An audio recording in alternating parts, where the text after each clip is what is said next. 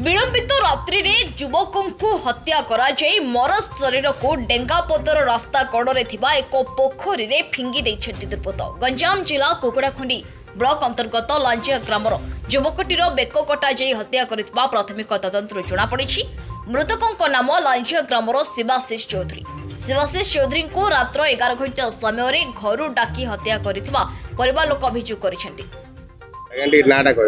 राधाकृष्ण चौधरी लांजिया जे मरिचंती तांकर आपण कोन मो कक्का हेबी तार कोन कहे घटना विषय कोन कहे घटना विषय माने मु तो किछ जानिनी घरे से सुइतिला मु खाइ बसतिली से आसिले ताको कोन किस ताइछि मु एबे सकाळे देखिली जे एमिति ता मते फोन आला मु जानली गोटो घरे रहउछु ना ना कोन ताना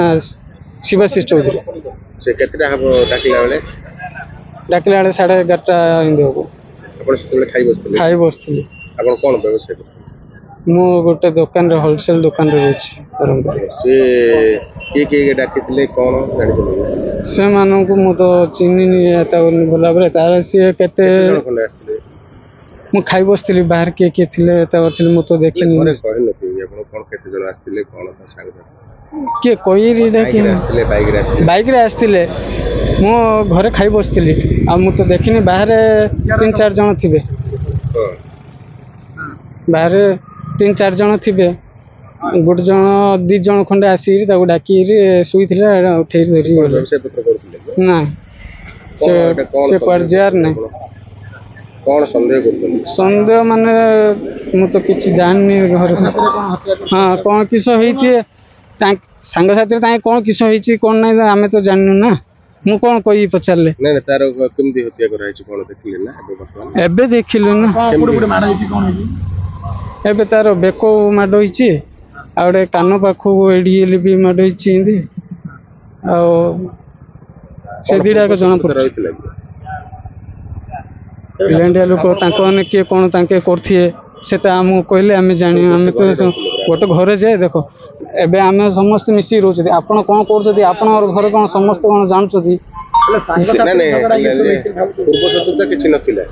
पूर्व शत्रुता माने मु जानिया रे काहे किछि नथिला तार भीतर जदी संग साथी अने कोन किछ होता हिथिए माड लागिथिए करथिए बेले मु तो सेडा जाननी ना मते कहिथिले मु जानिबी 11टा 11:30 बेलको आपनकर पुत्र को डाकी नउछथि आपण किछि जानना तार संग हिसाब रे आस री डाकिले डाकी आनी हिंदी करी के जान हिंदी डाकुले जाऊले आउले सब प्राय टाइम केते थर हिंदी जाइछथि आछथि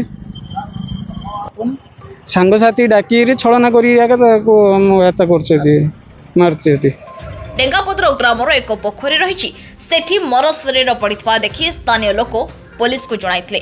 घटनास्थल में सदर थाना एसटीपीओ पहुंची घटनार तदंत करुछंती। वर्तमान देखा बाकी रहिला अपराधी पाखरे पुलिस पहुंची पारुछि ना नाही।